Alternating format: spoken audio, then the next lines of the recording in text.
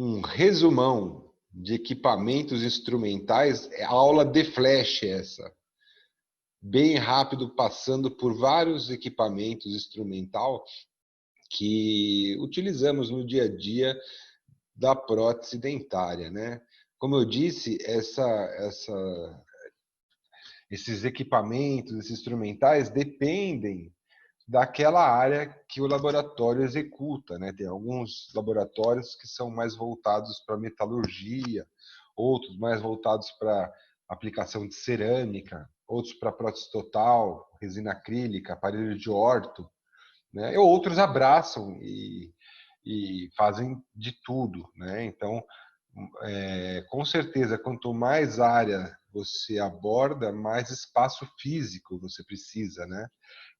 Mais organização, né?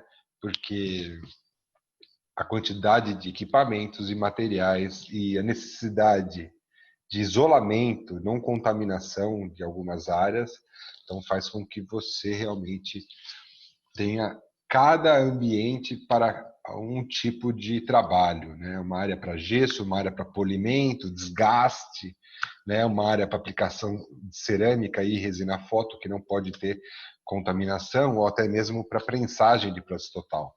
Ok! Então, eu fiz a homenagem rápida ao professor Tomás Gomes e falei da maneira ideal de trabalhar, falei sobre bancadas de trabalho deliciosas que apoiam a mão, apoiam as costas, né, com iluminação adequada, ventilação, o laboratório precisa ter também, tudo isso faz parte da ergonomia, né, a saúde dentro do trabalho, né? Então, falei para vocês fazerem cursos de especialização, tem vários cursos, né? Então, verem palestras, seguirem técnicos no Instagram, verem o trabalho de laboratório, ajuda muito, né? Mostrei alguns laboratórios aí de ponta no exterior, né, para vocês verem o visual do laboratório, né, profissional aí, né? E outro tipo de laboratório em que se faz às vezes mais a quantidade, se preza mais a quantidade, né? Então, eu acho que o ideal é conseguir conciliar as duas coisas, né? A qualidade e a quantidade, né? Então, e nunca serem influenciados aí por aqueles técnicos ou estágios que vocês passam que não tem uma boa organização, que não tem uma boa higiene, que não tem padronização de trabalho, né? Então, sempre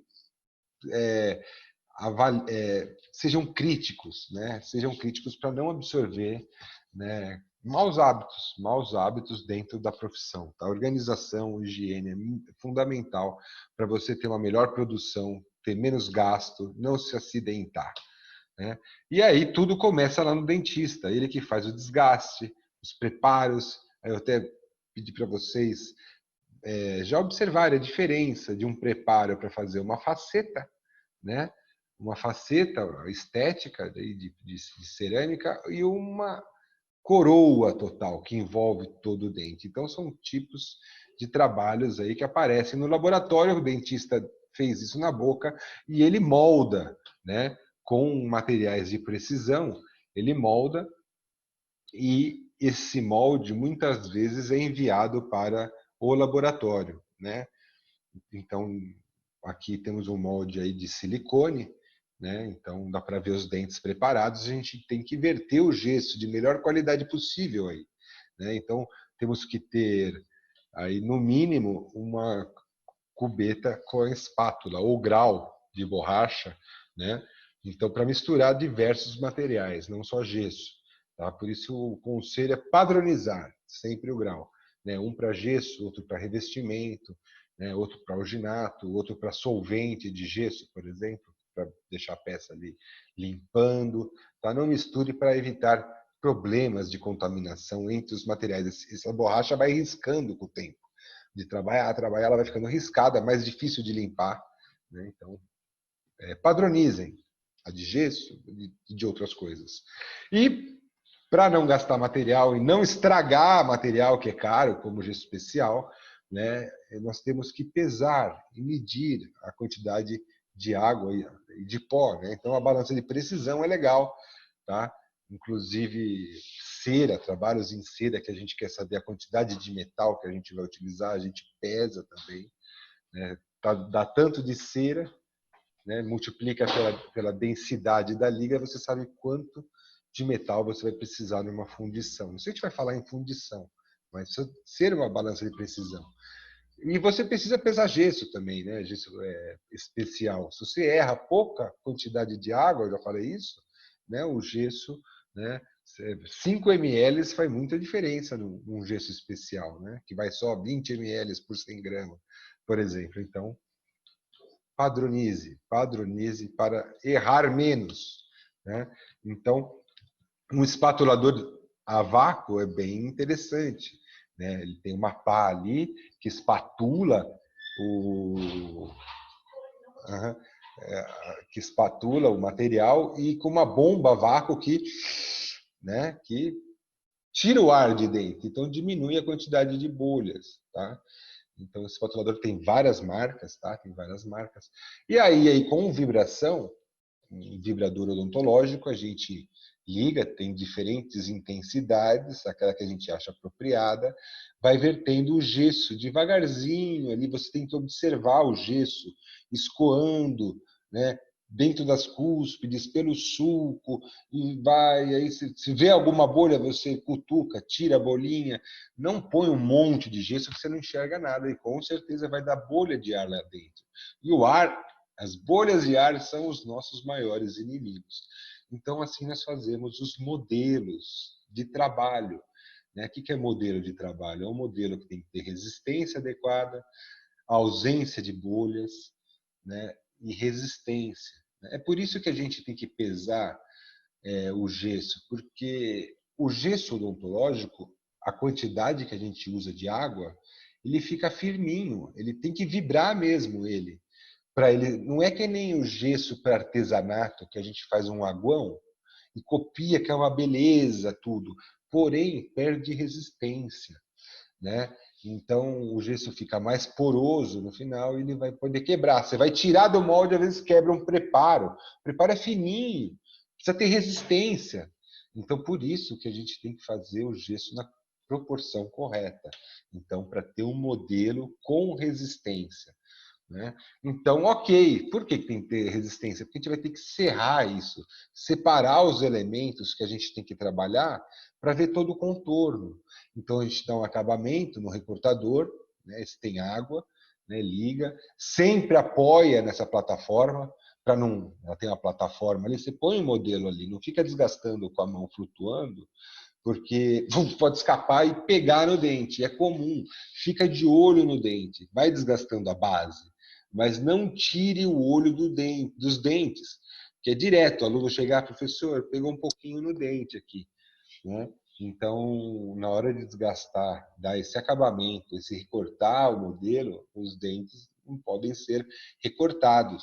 E aí, para fazer uma base bonitinha, também na dental existem bases de silicone, várias marcas, cores, formas. Para quê? Para você pôr o gesso ali de base, coloca o modelo em cima e você tem um modelo, uma base já padronizada, lisinha, simétrica, tá? Então, são bases de silicone para fazer modelo.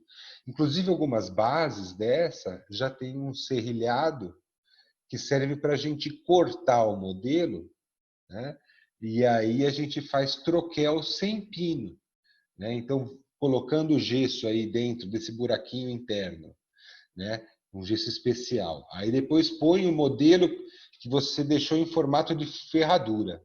Coloca em cima, o gesso endurece, né? E aí você recorta onde você quer trabalhar, com uma serra, tal, e você consegue tirar cada dente dali, ele encaixa sempre na mesma posição, né? Isso daí começou com uma marca que se chamava Acutrac. Acutrac, 2 Cs. Acutrac, né? Acutrac! Parece nome de karatê, né? Acutrac, golpe. Então,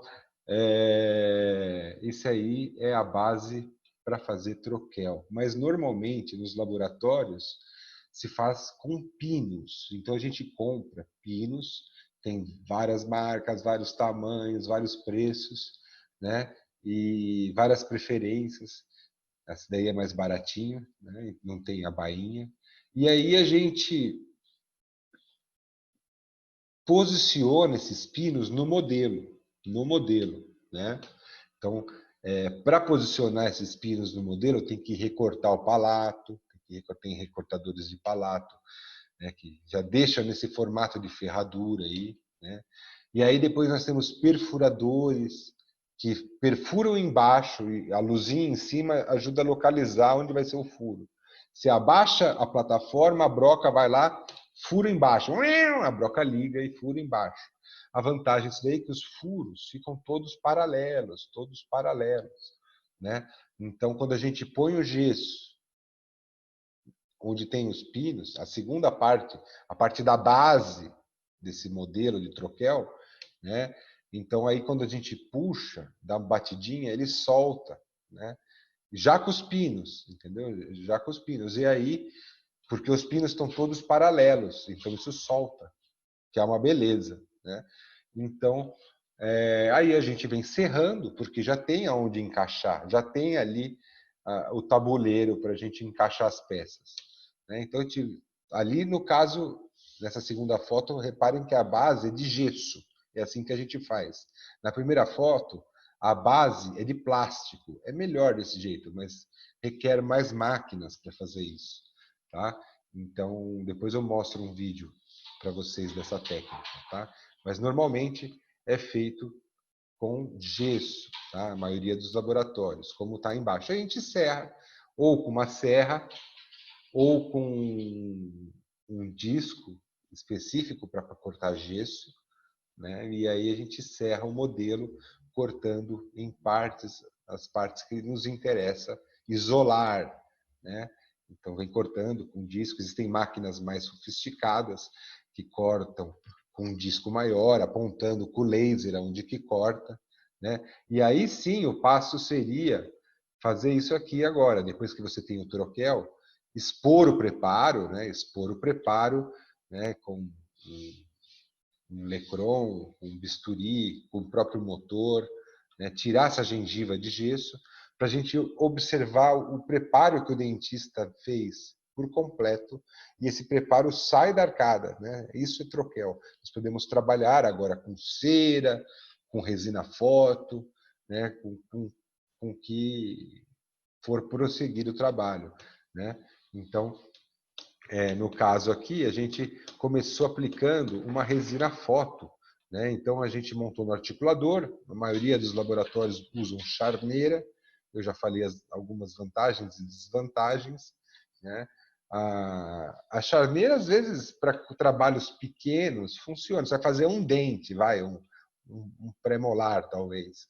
A charneira, talvez, só abrindo e fechando, já resolva, né? Dá para fazer um dente sem tantos mecanismos, né? Tem gente que nem monta na charneira, faz o dente já flutuando, assim, aquele dentinho ali, né? Agora, conforme a prótese vai aumentando de tamanho, maior a necessidade de a gente saber a oclusão, saber os movimentos, né? Então, numa prótese total, por exemplo, né, é muito importante usar articulador, né? Então, o ideal seria o dentista usar o arco facial e a gente posicionar o modelo da boca do paciente de acordo com o próprio paciente. Então, fixa o gesso no articulador, né? O modelo no articulador com gesso, né? E para quem não usa o arco facial, a opção é a mesa de camper, que a gente também chegou a comentar. Então, a gente posiciona o modelo na mesa de camper, ele fica centralizado, ele fica já na inclinação mais ou menos correta, na média da população, vamos dizer, 15 graus essa inclinação, e a gente fixa com gesso. Fica bom para trabalhar, fica muito bom. Você sabe a altura da mordida, a posição certa da posicionamento da mordida da pessoa, a dimensão vertical, se você quiser aumentar, é possível, se quiser diminuir, é possível, né? E olha o capricho do gesso, tudo isso, né, faz com que a gente tenha tendência do capricho, né? Então, cada fase dessa, né, desde quando chegou lá o silicone, colocamos gesso, troquelizamos, montamos no articulador, né? Então, todas essas fases exigem muito capricho, né? E limpeza, organização, né? Para você chegar nesse ponto e começar a trabalhar, na verdade. A gente não começou o trabalho ainda, a gente só preparou, né? A gente começou a preparar para conseguir trabalhar, né? Temos o paciente na nossa bancada, né? E aí vamos aplicar nossa resina foto, né? No caso aí. Então a gente isola o modelo, aí tem instrumentos específicos, segue a cor que o dentista pediu, né? Tem dentina, tem sisal. Essa foto foi de hoje, né? Do Luiz. Aí peguei no Insta, né? Compartilhado por Oclu Pro. Olha que bonita essa sequência que ele fez com resina foto aí, ó. Ele aplicou a incisal primeiro. Normalmente a técnica a gente faz a dentina primeiro, né? Faz lá os mamelos e recobre com incisal. Aqui ele fez ao contrário. Ele pegou um silicone, que tinha o formato já da vestibular, e aplicou a incisal naquele silicone. Pôs luz. Aí formou aqui, ó, nessa primeira imagem lá de cima, né, a incisal, já com o formato do dente. Ele tinha uma cópia, aplicou a resina incisal. Aí depois ele veio colocando o quê? A dentina, que é cor amarelada, né, que a cor que o dentista pediu lá, A2, A3, veio aplicando essa dentina, né, veio aplicando essa dentina por dentro daquele esmalte, já construindo o que? Os mamelos. Olha lá os mamelos seguindo bem o formatinho do esmalte, né? A espessura uniforme do esmalte. Legal. E aí ele veio, então, com brocas, né? Desenhou o que ele queria dar ênfase, né? Para o tamanho do dente. Então, traçou as linhas. Essas linhas se aproximar, o dente parece menor. Se essas linhas afastar, o dente parece maior. Então, desenha isso, aonde é os limites, a vestibular, a face plana, a face de luz, aonde é a face de luz, aonde é a área de sombra, né? A área que faz a curva para mesial, faz a curva para distal. Desenha, dá acabamento, desenha os sulcos de desenvolvimento, esculpe com a broca. Quer fazer textura? Esférica, broca esférica diamantada, vai riscando, fazendo como se fosse impressão digital, bem de leve no dente, uma impressão digital do dente. Aí vamos polir borrachas, torno, né? E aí o dente fica com ondulações, não áspero, não é áspero, é ondulações, né? E o dente polido, liso, tá? Isso daí o dente está com textura e atingiu aí a naturalidade. Interessante as fases aí da aplicação da resina foto. Tá? E esse mesmo autor falou lá no Instagram, o material restaurador é operador dependente. Você domina ele e não o contrário. Para simular o fenômeno da diferença de saturação na estrutura dental, é importante que se adicione camadas cromáticas em diferentes profundidades durante a estratificação. Estratificação é essa aplicação em camadas. Tá? Entender as características das resinas que você utiliza, quanto à opacidade, quanto à translucidez. Ajuda muito na reprodução das estruturas perdidas. O treinamento e conhecimento do seu material são essenciais, né? Então, até aquela foto que eu mandei agora há pouco no grupo, da evolução de um técnico, né? A escultura dele em 2007 e 2020, você vê como a gente vai melhorando, né? Cursos, treino, né? Dominar o material, dominar os instrumentos, né? Isso daí exige tempo, né? Então, é lógico que quanto mais treino, mais acelera esse processo, né? Então, a resina foto, nós temos aí as espátulas específicas para aplicar ela, né? Para não manchar a resina. São espátulas, muitas vezes de titânio, né? que vendem como espátulas para resina foto. E também a mesma coisa para porcelana, aplicação de cerâmica. Essas espátulas existem específicas para cerâmica e essas daí podem ser utilizadas, né?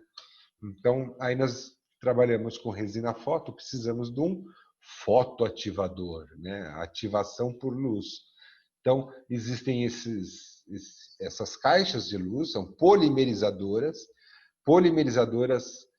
por fotoativação, né? Então, tem gente que chama de forno de luz, não é bem um forno, não esquenta, né? Mas seria uma caixa com luz. A luz varia, tem marca que é estrobo, tem máquina que é luz azul, tem máquina que é luz branca, tá? Então varia um pouco, tá? Mas o que polimeriza a luz é a luz azul, né? Que está presente na luz branca. Ok. Esses menorzinhos são do dentistas e alguns técnicos usam para pré-polimerizar a resina. Então, antes de pôr lá dentro, só para dar uma endurecidinha do material, eles vão polimerizando com esse manual e depois põem dentro da maior intensidade. É muito importante ter essa caixa com luz, porque ela aumenta a resistência da resina. Isso torna o trabalho seu diferenciado do trabalho do dentista. Você faz um trabalho com mais resistência, né? Se desse para colocar a cabeça do paciente aí dentro, a gente colocava, mas não dá, né? Então, é muito Esse é o importante. forno que É tem uma caixa de luz. É uma caixa de luz. Não aquece. Tá? Mas o pessoal fala chama forno. de forno, né? É? Tem gente que chama de forno. Chama de forno, exato. Tá? Mas é um pouco esquisito chamar de forno. Porque já vem na cabeça que ele vai esquentar, não é verdade? Né? Então, por isso que eu tento não falar forno, para não ficar confuso. Tá? Polimerizadora por luz é legal. Uma polimerizadora por luz. Ok? E aí a gente consegue fazer trabalhos bacanas de resina foto aí, né? Olha lá o troquel. Troquelizou e fez em cima de uma base. Ó. Nitidamente ele está com o formato de uma base de silicone, esse gesso branco aí, né? Foi feito. Podia ter diminuído um pouco, ficava no recortador, ficava mais bonitinho, tá? Mas o trabalho de resina foto vai para o dentista, ele cimenta na boca do paciente esses trabalhos aí, tá? Muito bem. E falei também quando a gente trabalha com cera, né? A cera, ela possibilita inúmeros caminhos de produção. A cera pode ir para a parte de metalurgia, né? Se transformar em metal. A cera pode ir para a parte de resina, né? Para dentro da mufla, por exemplo, e depois ela é lavada, prensada, resina termo. A cera pode ser copiada com silicone e depois resina alto, transforma em resina alto. A cera pode virar cerâmica prensada, que é um material que usam muito para facetas hoje, né? Então, a cera, né, é, é o material mais utilizado no laboratório, sem dúvida, nos laboratórios, tá?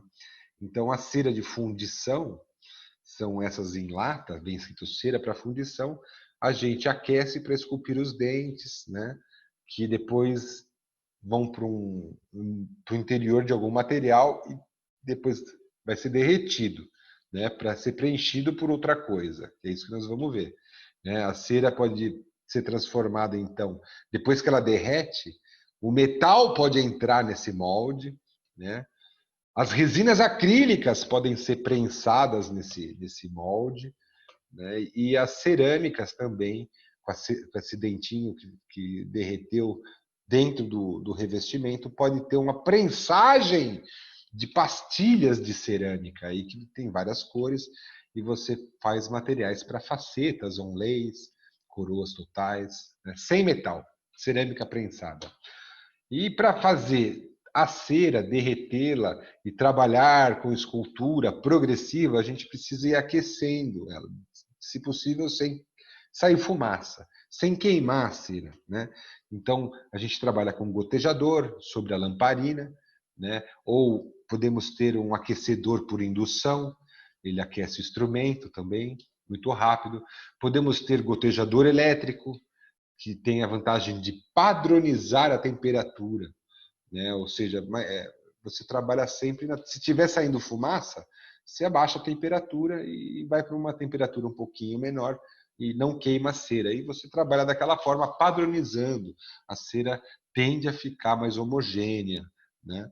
Então, interessante o gotejador elétrico, tá? Cheguei a citar algumas espátulas que podem causar algum risco de corte e perfuração, né? E falei das fontes de calor, que também tem um perigo aí de incêndio, queimadura, né? Então é importante ter a parte de vistoria de bombeiro, ter extintores de incêndio no laboratório, né? Aquelas placas que os bombeiros exigem, tipo saída, né? Não fumar, tá? Então, é quando a gente tem a regularização da vigilância e nos bombeiros, né, em relação aos equipamentos que tem ali de fundição que oferecem risco, né? Então, as espátulas, eu mostrei as principais, que mais usadas na bancada, que vai da menorzinha aqui, a espátula 7, uma colherzinha, muito boa para pegar cera, derreter cera, boa para pegar poucas quantidades de resina, mas sempre com a espátula limpa, né? Se você usou na cera, não vai usar na resina, né? Limpa, né? Esquenta, derrete a cera, limpa bem e tal, e depois você usa na resina, ou tenha instrumentos para resina, instrumentos para cera, mas essa espátula serve para resina e para cera, tá? Então aqui o 31, espátula 31 já tem uma lança, né, que é boa para pegar a quantidade maior de cera, né? Do outro lado é arredondada, e a espátula 36, que é plana, é boa para ajeitar gesso, tal, várias coisas aí. Vou acelerando aqui, que eu já falei tudo isso. Aqui eu cheguei a mostrar o Hollenbeck, né, o instrumento muito bom, né, para escultura do oclusal, tem vários tamanhos, né? Ela tem uma faca nessa posição e a outra ao contrário, como se fosse karatê assim, tá? Então temos o Lecron, explorador também é bom para escultura, né? E alguns instrumentos PKT, eu cheguei a citar do Peter Thomas. Muitos gostam de trabalhar com bisturi, falei a importância de colocar o cabo do bisturi com essa pinça hemostática para não se cortar. Essa pinça hemostática ela serve para um monte de coisa.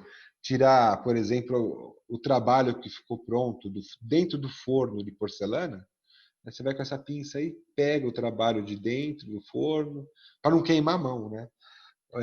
Para aplicar a própria cerâmica, segurando o trabalho aí com a hemostática, né? Tem gente que faz solda, tem várias utilidades essa pinça hemostática, né? Para jatear, na hora de jatear, segura com a pinça hemostática, porque não pode segurar com a mão. Então eu recomendei esses livros aí, esse livro aí que você tem, o Xerox, Cíntia, né? O Princípios Fundamentais, tá? Então eu recomendei esses dois livros para darem uma olhada nesses equipamentos que eu estou mostrando. Tá? Então tá, já troquelizamos, já separamos os instrumentais bacanas para trabalhar com cera, né? Já isolamos, tem que isolar, senão gruda a cera no modelo e não sai. Então passamos isolante, né? Isolante para a cera, passamos ali. Aí com o gotejador, aquecendo, eu cubro o preparo que o dentista fez e faço um formato de dente em miniatura, né? Ok. E colocamos aqui um conduto de alimentação. Olha o cabinho ali, é por onde o metal vai entrar.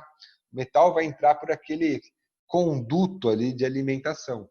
Tudo isso a gente monta numa árvore, parece uma árvore de cera, né? A gente faz lá um caminho da cera e as nossas frutas ali penduradinhas, né? Que são nossos trabalhos em cera. E aí tudo isso vai ser envolvido por revestimento, que é um material que aguenta temperatura do forno, não quebra, não é gesso, né? Então o revestimento nós vamos ter que misturar, tá? E vamos ter que pôr dentro de um copo aí que se chama anel de silicone, anel para fundição ou anel de silicone. Os antigos eram de metal, mas hoje em dia de silicone é mais fácil, bem melhor.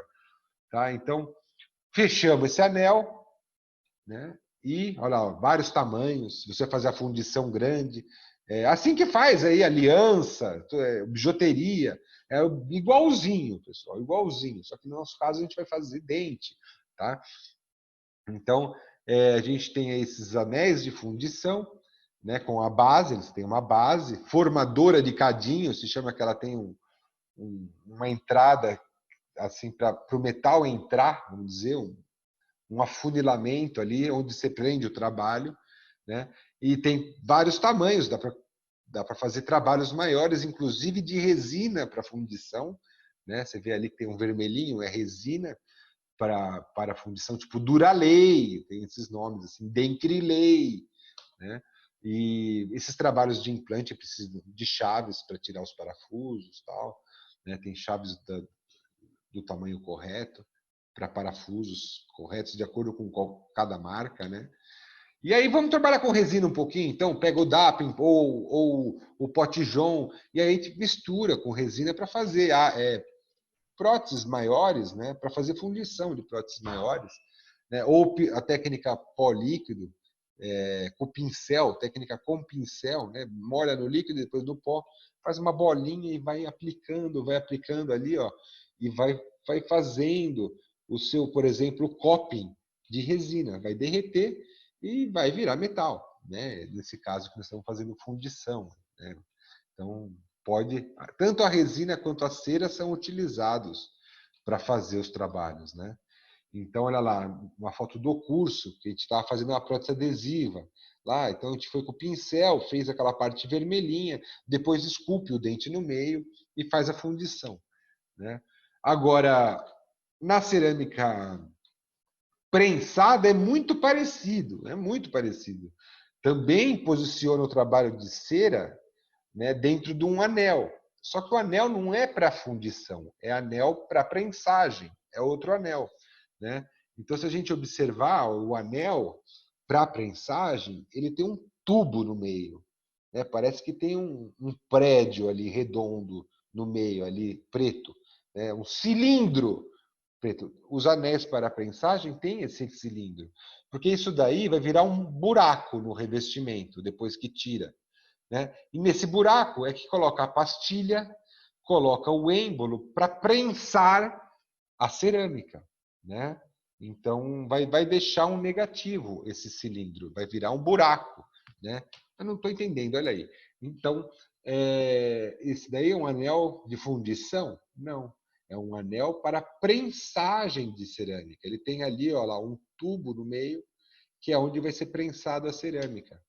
Olha aí, outro anel para prensagem, né? Ele tem um tubo no meio que eu vou prender os trabalhos ali em cima, né? Aí eu pego essas partes redondas, eu ponho uma cartolina em volta, por exemplo, grudada, formato de copo, aí tampo e jogo o revestimento dentro. Aí já fica com o formato do revestimento com essa tampa com um buraco dentro para prensar a cerâmica, né? Então, a nossa cera ela não pode ser muito fina, senão dá errado. Então, existe um espessímetro, né? Que a gente mede a espessura. Então, quanto tem a cera? Tá com 0,5, está muito fino, não vai dar certo. Então, o mínimo para fazer cerâmica é 0,8. Para fazer metal, o mínimo de espessura é 0,3. Então, a gente mede o nosso trabalho 0,8 para cerâmica, 0,3 para metal, para que não fique fino e não dê errado. Metal 0,3 está muito no limite, é melhor 0,5 e depois afina com a broca, até chegar no 0,3. Né? Então, olha o espessímetro aí. Tem espessímetro para cera, que ele tem a pontinha arredondada para não furar. Olha isso aí, ó. Espessímetro para cera. Isso aí é para ver a espessura da cera. E tem espessímetro para metal, que aí já tem a pontinha fininha, né? Que se for colocar esse na cera, ele fura, né? Então, também, no metal a gente vai controlando. Está desgastando? Ah, está com 1 milímetro. Ih, está grosso, desgasta. Aí desgasta. Se afinar mais de 0,3, o metal começa a querer dobrar e quebrar. Então, o limite é 0,3. Né? O espessímetro nos ajuda a isso. Olha aí que legal, esculpiu o dentinho, o central, lateral, todo 22, 21, 11, 12 ali, e prendeu no cilindrinho, né, com cera, com duto de alimentação. Legal, tá tudo preparado. Então, isso daí é colocado uma forma em volta, pode ser até cartolina, que nem eu falei, e colocado o revestimento dentro. Revestimento. O revestimento endurece, toma presa, vai para o forno. Né? Foi lá para o forno, olha lá. O que acontece com a cera? Vai derreter a cera, vai ficar um espaço vazio.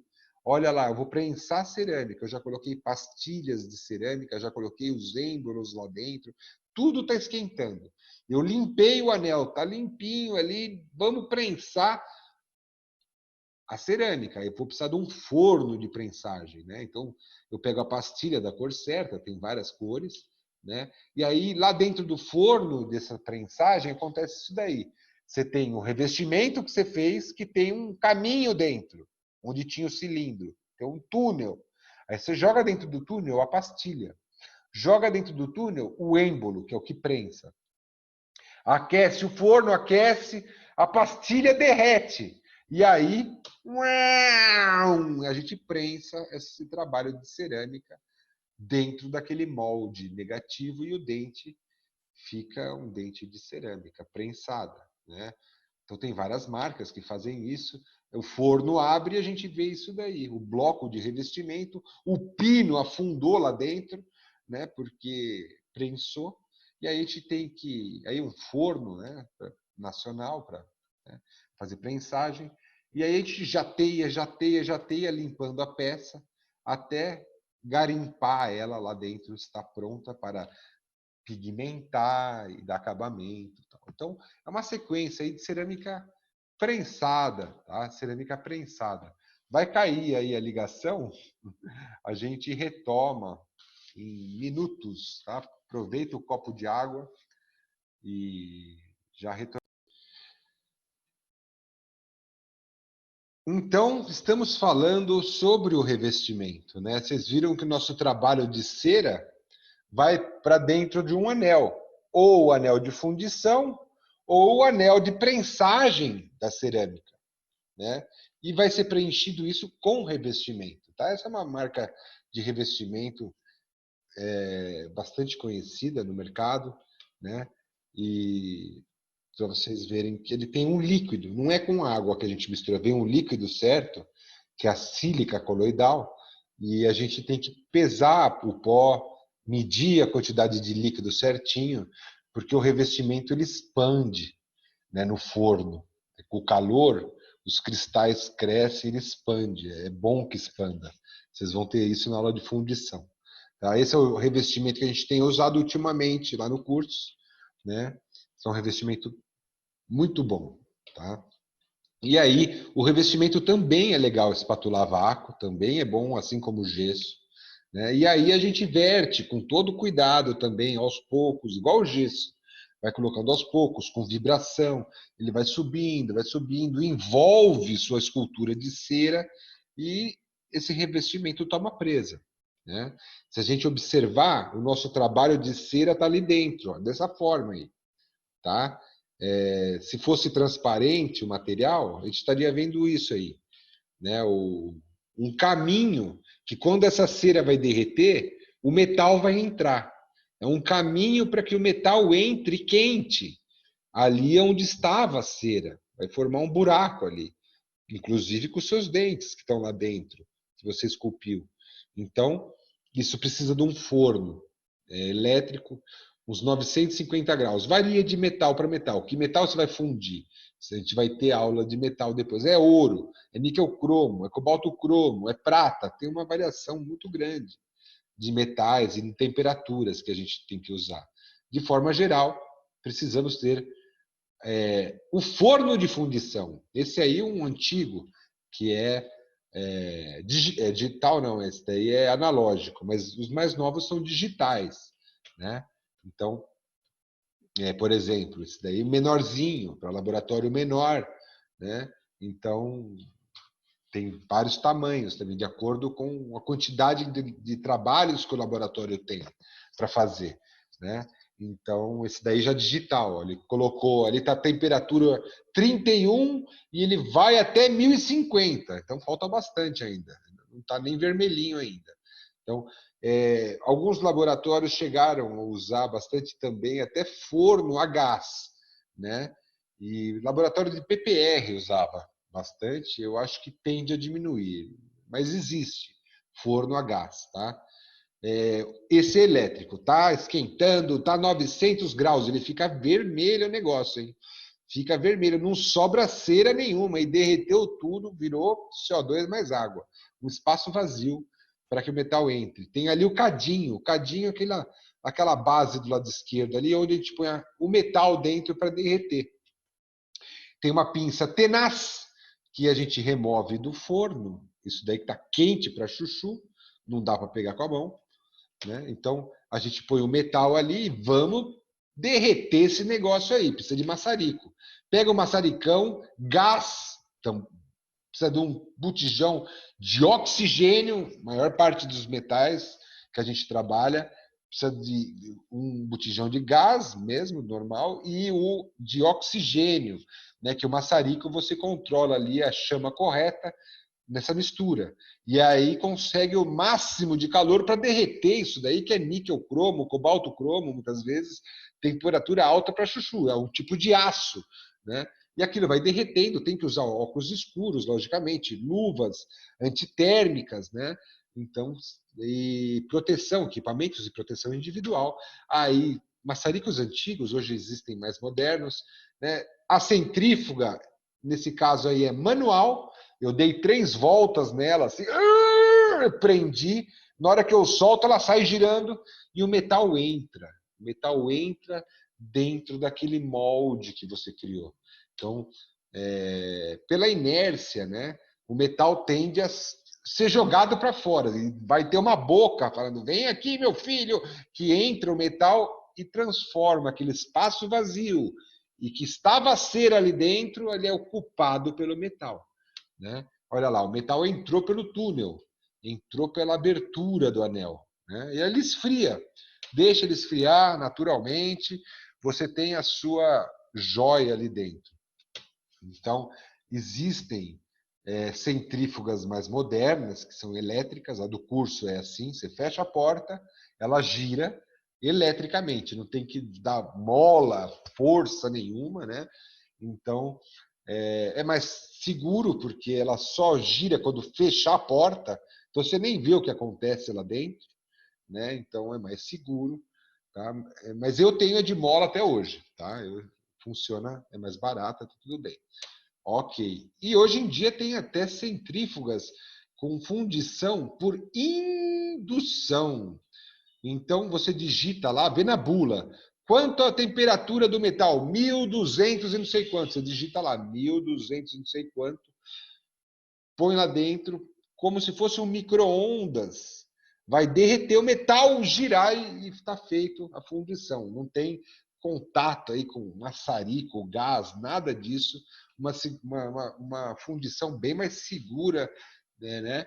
Então, tem várias máquinas, né, de indução importadas, algumas com gás argônio no ambiente para não contaminar, tipo fundição de titânio, né, que você precisa ter aí o botijão de argônio para fundir titânio, né? Então, existe uma grande quantidade de formas de fundir aí, tá? E máquinas diferentes, tá? Mas o usual é o maçarico mesmo, com a centrífuga na maior parte dos laboratórios, tá? Então, aí nós vamos ter aquele problema de quebrar o revestimento, né? O seu metal entrou lá dentro, você não quer aquele bloco de revestimento, vai ter que quebrar isso. Então, essa tesourinha para ouro ou para gesso, o nome dela, a gente consegue quebrar o revestimento com segurança, né? E pegar o trabalho de metal que está lá dentro, né? É um verdadeiro trabalho de garimpagem. E aí a gente jateia, existem jatos de óxido de alumínio, são jatos que vêm lá do compressor, né? Vem lá do compressor, o ar, né? Tem que ter um filtro de ar para que não venha óleo. E aí você jateia, né? Com óxido de alumínio, parece uma areia branca, e o trabalho vai sendo limpo, olha lá, vai limpando, o metal fica numa textura uniforme, né? A gente corta usando discos marrons, discos de carborundum, discos ninja também, tem um que se chama ninja, que é reforçado, e para cortar esse metal, porque tem sobra ali, tem caminho do metal, eu quero só o dente, não quero tudo isso daí. Então eu corto, né, deixo separado e vou lá adaptar no modelo. Vamos ver se encaixa lá no modelo do paciente, né? E aí vem polimento, deixar no formato correto, né? Então, a gente tem uma opção grande de brocas, eu estava falando para vocês, né? Nós temos brocas de tungstênio, que é duro para chuchu, a fundição do tungstênio é mais de 3.000 graus, então ele desgasta esses metais que a gente trabalha, né? Tipo níquel cromo, cobalto cromo, que são metais duros para chuchu. Essa drila, a gente chama ela de drila, né? Ela come tudo, ela é uma beleza, desgasta mesmo, tá? Tem vários formatos, né? Então, de acordo com a situação, você usa o formato adequado, tá? Outras brocas que são utilizadas para desgastar metal, nós temos aqui também as pedras brancas, tá vendo? Essas do lado esquerdo embaixo, são pedras montadas, pedras abrasivas. É uma haste de metal com uma pedra na ponta. Essa pedra é feita de óxido de alumínio, aquele mesmo pó branco que eu falei que jateia e limpa. Essa daí fizeram uma pedra e ela desgasta e limpa também. Ela limpa o metal, deixa ele com uma textura uniforme. Só que ela desgasta rápido, né? Ela é barata essa pedra, mas poucos trabalhos ela dura, né? Então, essa última broca aqui são carbides, não é cabide. Parece que escreve cabide, mas é carbide, né? Carbide. São brocas que têm lâminas. É de aço também com reforço de tungstênio. E aí nós temos as esféricas, tipo tirar uma bolha de dentro do metal ali, uma esférica, né? E tem as fissuras, as fissuradas dessas brocas, porque elas são fininhas. E, então varia a numeração, né? 703 é maior, 702, 701. A 699 é bem fininha, é bom para polir sulcos, né? Para desenhar sulcos na oclusal do dente de metal, de cerâmica, né? Então, essas são as brocas fissuras, são várias pazinhas, assim, parece que ela tem umas lâminas, tá? Então, são todas brocas utilizadas aí no laboratório, né? Muitas marcas, elas apresentam tarjas, né? Tarja verde, tarja azul, vermelha, amarela, né? Então, a verde é mais grossa, né? A verde é mais grossa, né? A marcação azul vai afinando, a vermelha é um pouco mais fina, a marcação amarela é a mais fina de todos. Então, isso daí, de acordo com o desenho ali que vocês estão vendo, que são as pontas diamantadas, ela tem um monte de diamante. Então, a marcação verde tem diamantes de 150 microns. A marcação azul tem diamantes menores, 90 microns. A marcação vermelha, diamantes menores, 46. Então, vai dando um acabamento mais refinado, né? Conforme você vai evoluindo nessas cores aí, tá? Então, são nomenclaturas internacionais, mas varia um pouco de marca para marca. É sempre bom conferir com cada fabricante o que significa a tarja que tem na broca, tá? Então, aí tem uma broca também que às vezes a gente usa no laboratório, no consultório, que também é um tipo de carbide, mas ela é transmetal. Ela é transmetal, ela serve para desgastar metal mesmo, tá? Então, o Geraldo, até no segundo ano, pede algumas brocas parecidas com essa, porque desgasta, que é uma beleza, né? Então, ela é muito boa, né, essas brocas. A gente não vai usar no primeiro ano ainda, tá bom? Mas são tipos de brocas aí, né? Essas daí são a maioria importadas, inclusive. Então, essa parte chama a parte da usinagem. Nós vamos usinar para quê? Para dar acabamento, tirar excesso, né? Deixar no formato correto, deixar na espessura correta, né?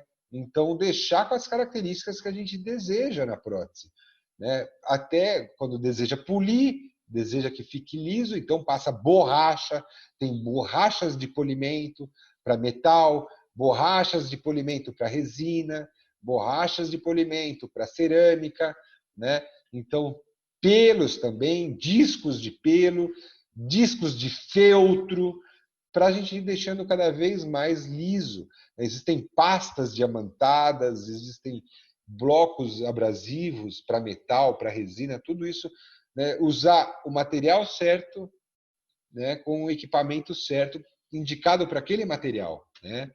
Então, vai ter sempre um kit de polimento específico. Esse aqui pule metal. Esse aqui dá polimento em resina.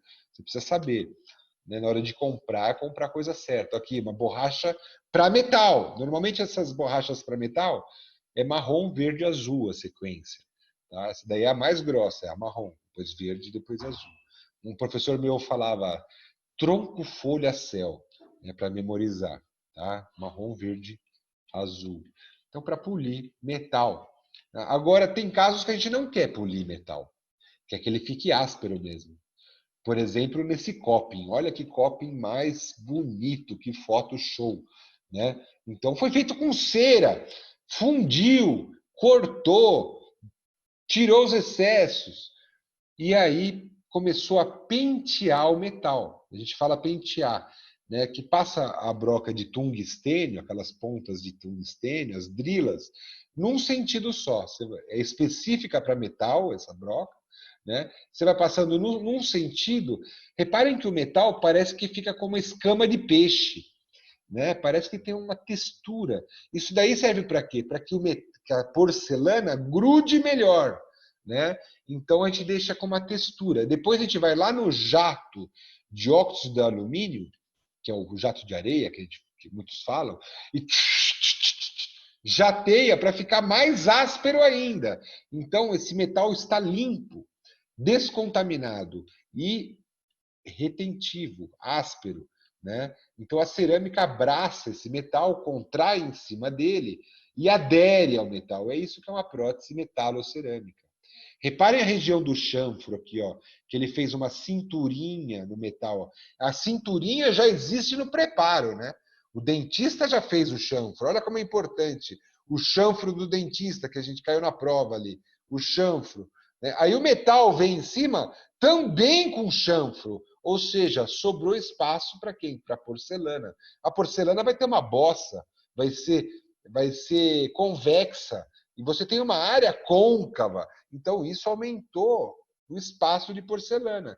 É mais fácil esconder esse metal bendito aí. Né? Vamos passar opaco nele, vamos pôr dentina, vamos pôr esmalte que some. Olha lá que beleza. Oliver Trick. Né?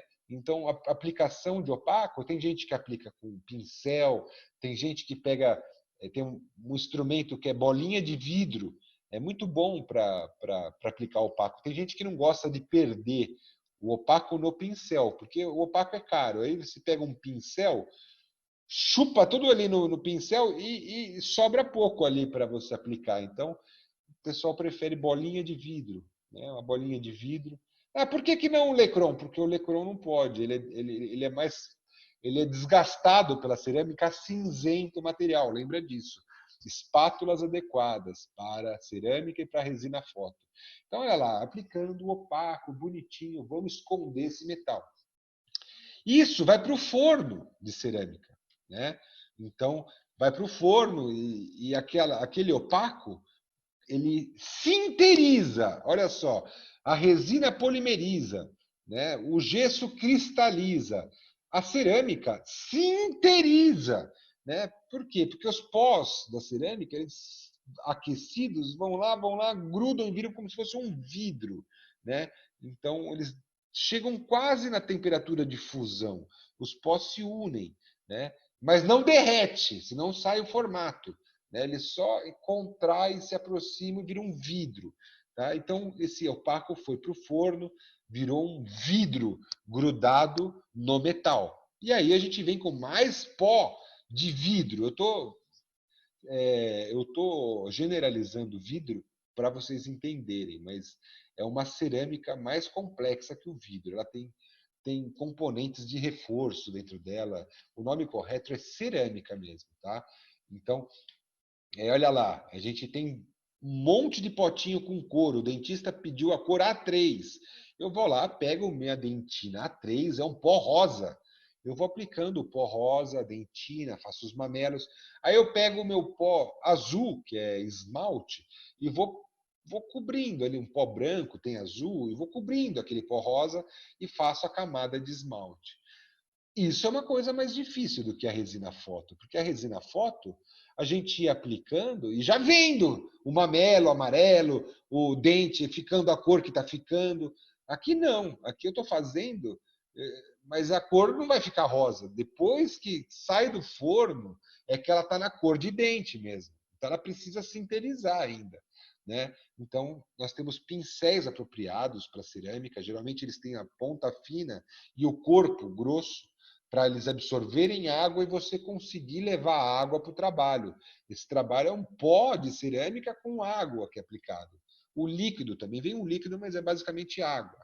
Tá? Então, olha lá, tem vários tipos de pincel, formatos para a gente ir aplicando. Pode ir secando com papel absorvente, aqueles de assoar o nariz. Então, vai secando e aí aquela escultura não desmorona, ela vai ficando firminha, vai ficando firminha.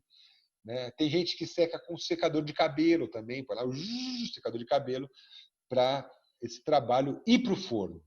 Né? E aí, olha aí o opaco sendo aplicado, foi para o forno. Aí depois a dentina e o esmalte foi aplicado, foi para o forno. E aí sim a gente vê o trabalho na cor que vai ser, depois que sai do forno. Né? É uma dificuldade, é um material bem mais duro que a resina, né?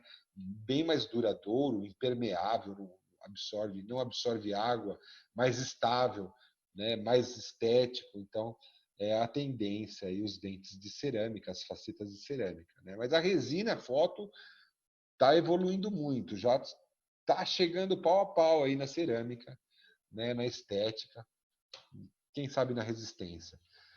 Muito bem!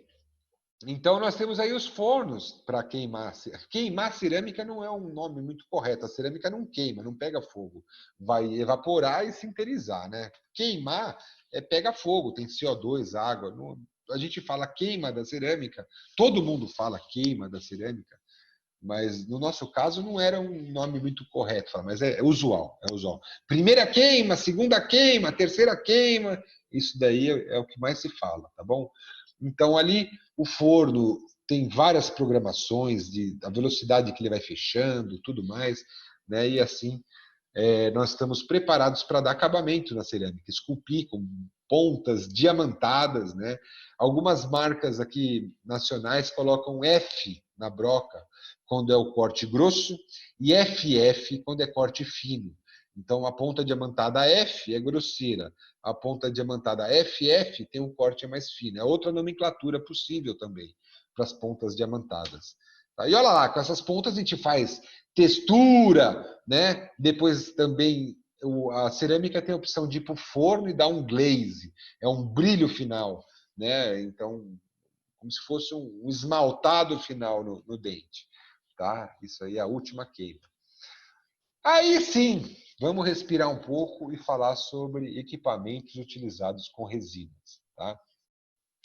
Então, essa primeira parte é aquela parte assim, já mais, né, de laboratórios mais relacionados à estética de prótese fixa, né? Existe um investimento grande aí, fornos de cerâmica, prensagem de cerâmica, a própria fundição tem uma quantidade grande de equipamentos para a gente investir, fazer um laboratório de fundição, né? Agora, para trabalhar com resina é geralmente como a gente começa a profissão, né, de técnico, porque exige menos equipamentos, né? Então, por exemplo, ortodontia, vamos trabalhar com orto, né, são menos instrumentos. A gente tem o fio, que a gente vai precisar dobrar, né, trabalhar com fio, tem vários diâmetros desses fios e também alguns materiais diferentes, né, mas a gente precisa ter alicates. Então, eu vou falar só os alicates que a gente usa no curso, que provavelmente no segundo semestre a gente, se continuar com o pandemônio aí, né, então aí a gente vai começar fazendo exercício de orto no segundo semestre, que é uma coisa fácil de fazer, não presencialmente. Então, eu vou passar para vocês uns exercícios para a gente segurar a onda um pouco mais, se precisar, né? Segurar a onda mais. Né? Então, é para aí que eu vou correr, para orto. Exercícios com fios, tá? Então, a gente precisa de um alicate de corte, que é esse aqui, ó, que ele corta o fio, na hora de comprar, é bom levar o fio e testar, ver se ele corta mesmo. Se ele não amassa, porque em muitas lojas aí de R$ 1,99 vende alicate, mas você compra, na hora que corta, você vê que entorta o alicate. Você olha assim, ué, entortou o alicate. Fica cheio de dentinho com o formato do fio. Você vai usar 10 vezes, acabou o alicate. Né? Então, se for comprar em lugar mais barato assim, tem alicate bom também. Só que testa. Testa para ver se não destrói o fio, tá? Então, primeiro alicate, alicate de corte. Segundo alicate é o 139, tá? Alicate 139, tem várias marcas. E ele é interessante que ele é um alicate que tem uma pirâmide de um lado e um cone de outro, né? Um cone de outro. Isso daí a gente põe o fio no meinho dele. Se a gente vira para o lado redondo, ele faz uma curva redonda. Se a gente vira para o lado quadrado, ele faz uma curva quadrada. Uma curva quadrada é bom, mas é isso mesmo, porque ele não vai ficar ângulo reto. Sempre vai ter uma curvinha no fio, assim, retinho não fica. Mas ele tem a opção de você dobrar para o lado redondo ou dobrar para o lado quadrado. E, como ele é cônico, se você põe o fio lá na ponta, ele entorta numa curvatura pequenininha, como se fosse uma voltinha minúscula. Se você põe o fio mais para baixo, ele já entorta numa curva mais larga, né? Porque ele é nesse formato triangular, assim, cilíndrico, né? Então, de acordo com o que você quer, você entorta mais para a ponta do alicate ou mais para baixo do alicate, né? Para fazer curvaturas maiores, tá? É um alicate bastante versátil, e tem vários que substituem ele, mas a gente vai começar com esse, tá? E outro alicate muito bom é o 325, tá? Que ele é bico chato, ele tem, parece um pato, né? Ele é bico chato assim, só que ele tem um trilho no meio, 2 trilhos, na verdade. Que às vezes a gente quer apertar o fio, a gente fez uma curva e quer apertar aquela curva e esmagar, encaixa no trilho, não escorrega. É fácil de apertar 2 fios ao mesmo tempo, vamos dizer assim. Encaixa em cima e embaixo e aproxima eles, tá? Então, alicate bastante bom. Tem gente que substitui pelo alicate de bico chato, tá? Então, esses 2 alicates já dá para brincar bastante. 3, o de corte, o 139 e o 325, tá? 3 alicates. Tá? Aí já dá para fazer a ortodontia inteira. E o fio 07, fio 07, tá? Que nós vamos trabalhar. É que para que nós vamos fazer? Para isso aí, ó. Todo mundo já viu, às vezes já usou, né? Esse aparelho de contenção, por exemplo, faz o arco de Hawley, né? Ou grampos, né? Tem os grampos que seguram o aparelho para não ficar soltando da boca. Tem vários tipos de grampo. Esse grampo é colocado no modelo, aí a gente faz a resina e a resina tem que envolver esse grampo para ele ficar preso na resina, né? Então a gente precisa daqueles equipamentos de resina, como o pote de vidro com tampa, uma espátula adequada, limpa, o medidor, né? Aí tem gente que gosta de misturar e vai aplicando, ó, tomando cuidado que a resina passe por baixo do grampo, né? Ou tem gente que gosta pela técnica pó líquido, já vai fazendo coloridinho, todo misturando as cores, dá para pôr figurinha dentro do aparelho, desenho, nome do paciente, e aí põe na polimerizadora. Né? A polimerizadora, eu estou começando, eu queria uma bem barata para eu fazer orto. É essa daí. Tá? Tirando a marca, tem várias marcas. Eu peguei uma foto que eu achei bonita.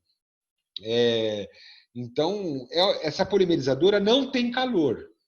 Ela é só hidráulica, mas não precisa ter calor. Você está trabalhando com resina alto. Né? Ela vai polimerizar sozinha, não precisa de calor. Então, essa daí é a mais barata. Ela é pequenininha. Tem algumas que não tem ar, nem para. Não tem a entrada de ar para você encher com ar, para dar pressão. E faz como se não enche? Você enche ela de água, põe água até a boca, até extravasar. Coloca o aparelhinho lá dentro. Coloca esse aparelho lá dentro com água. Fecha as borboletas e toda a força do planeta. Aí você vê que a pressão vai aumentando, a pressão vai aumentando. Então, é uma pressão hidráulica. E o aparelho fica transparentinho, bonitinho. Tá? Deu pressão. Ok? Essa é a forma mais em conta de fazer aparelho, tá? É uma polimerizadora hidráulica, tá? Você aperta com muque. Agora, tem algumas um pouco mais modernas que já tem o bico para encher a bicicleta, né? Para você, aí você vai precisar, logicamente, do compressor, né? Se você vai encher com ar, fazer tsh, você precisa de um compressor. Então tem vários tamanhos, várias marcas, né? Então se vai pôr ar ali na polimerizadora, você precisa de um compressor. E eu, uma época, quando eu comecei aí, uma outra panelinha aí também, eu não sei se eles colocam isso no fogo para fazer termo. Eu acho que não, mas ela tem o formato de uma panela, fica tentador tacar isso no fogo. Mas ela, você põe a pressão, né? Tsh, né? Ela dá pressão, tem a entrada de ar e tem um manômetro ali que controla a pressão, tá? Mas não tem calor, não é elétrica. Ok. Então, o ar, teve uma época que eu estava contando que eu no laboratório não tinha ar. Tinha no consultório, mas no laboratório não. Então eu pegava essa polimerizadora, eu tinha um negócio de encher bicicleta, assim. Era o próprio academia, meu consultório. Então, quando eu ia fazer a resina, eu ficava lá para dar pressão, né? E me virava desse jeito. Depois eu coloquei ar. Ok, começando assim, só para a gente traçar aí alguns caminhos aí se a gente quer começar a trabalhar, né? Tem também aí os compressores sem óleo, que é uma beleza para o consultório, eles fazem menos barulho também, né? Que alguns laboratórios têm aí esse compressor odontológico, tá? E aí sim, pusemos pressão, o material fica bem transparente, bem resistente, sem bolhas, né? Então, para trabalhar com resina. A gente tem a opção de dar polimento químico também, que é mergulhar isso no monômero quente. O monômero para polimento, ele tem cheiro de monômero, deve ter bastante hidroquinona para não polimerizar, né? E é um líquido de polimento químico aquecido numa resistência, né? Parece aqueles negócios de derreter cera para depilação, sabe? Aqueles negócio que esquenta. Põe ali o monômero e mergulha o aparelho lá 15 segundos. Aí dá um brilho no aparelho, ele fica transparente, uma beleza. Só que fica com cheiro de monômero o negócio. Para quem tem alergia é pior. Tá? Então, eu aconselho a dar polimento mesmo, mecânico, que eu já vou mostrar daqui a pouco, os tornos de polimento. Então, vamos falar de prótese total, né? Não, eu já fiz orto, agora eu quero começar a fazer total. Aí eu vou precisar de calor para polimerizar isso daí. Então, tá bom. Antes, a gente vai ter que esculpir gengiva, então precisa de instrumentos para esculpir cera, né? Lecron, Rollenbeck, espátulas, né? E aí a gente vai precisar de mufla, tem a de metal e tem de plástico, que a gente vai colocar o nosso trabalho, a dentadura de cera dentro dessa mufla, né? A gente trabalha com silicone porque facilita a limpeza, aí põe a outra parte da mufla. Aqui nós temos, eu coloquei lá no Google, bancada prótese total, só para ver a bancada de um protético aí que trabalha com prótese total. Olha lá, tem aqui já um equipamento para a gente ver, vocês estão vendo ali, uma concha de feijão, ó, uma concha de feijão com cera derretida dentro. Isso daí muitos laboratórios entorta a concha de feijão, prende no gesso e põe cera ali dentro e deixa a lamparina embaixo. E aí vai pegando ali a cera derretida para esculpir a gengiva, para agilizar o trabalho. Cuidado para isso não cair em você, porque é uma depilação aí agressiva, né? Essa cera quente cair no corpo, tá?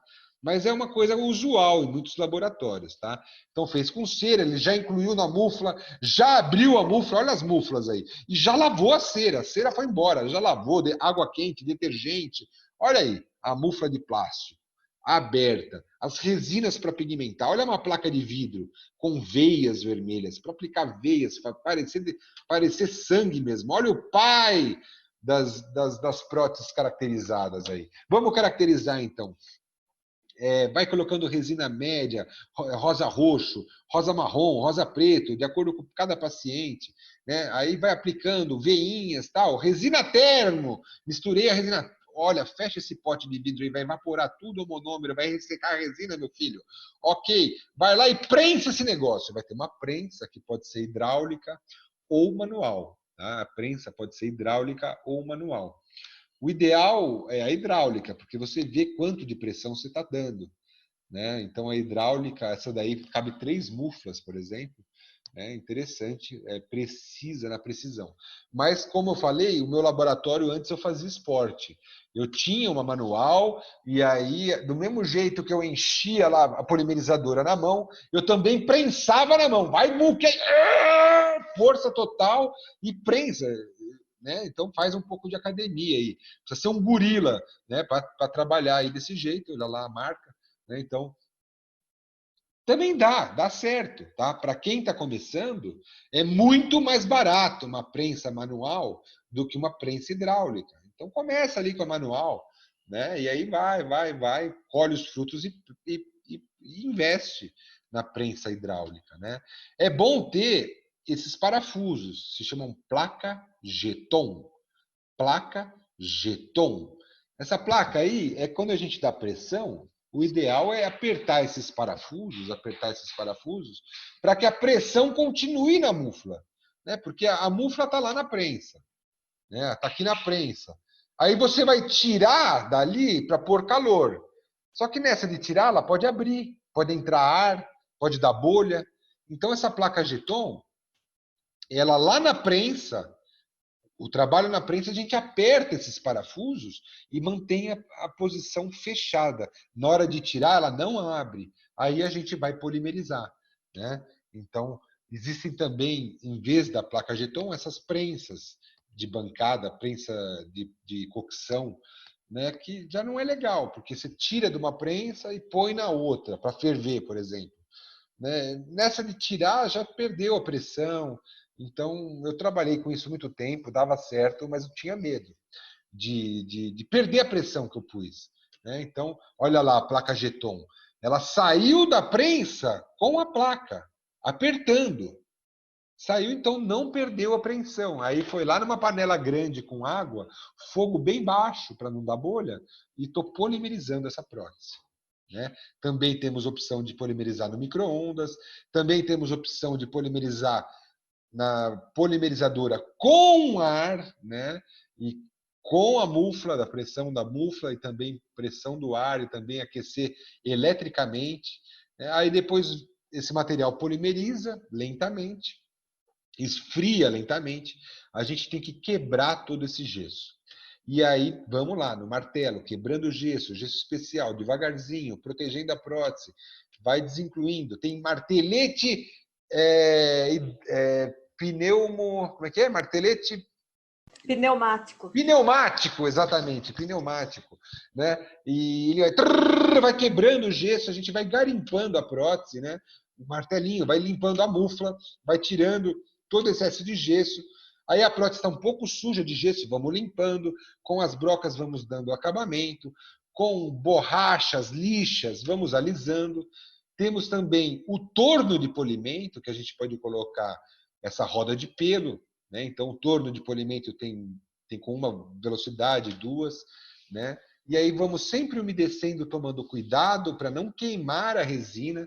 Com pedra pomes, é uma pedra vulcânica, bastante água, a gente vai alisando a prótese, depois de passar lixas, né? Lixas. Então, esse torno de polimento a gente pode usar com escova, pode usar com brim, com algodão, que é o mais macio de todos, é o que dá mais brilho, né? E aí pode usar também branco de Espanha, né? Branco de Espanha. E aí a prótese vai ficando lisa, né? Mais uma vez eu faço ginástica no laboratório. Essa é a única forma de eu fazer ginástica. Eu levo lá no laboratório o chinelo e aí eu faço polichinelo, né? Eu faço polichinelo, eu vou pulindo o chinelo e aí eu faço exercício também, entendeu? Essa foi ruim.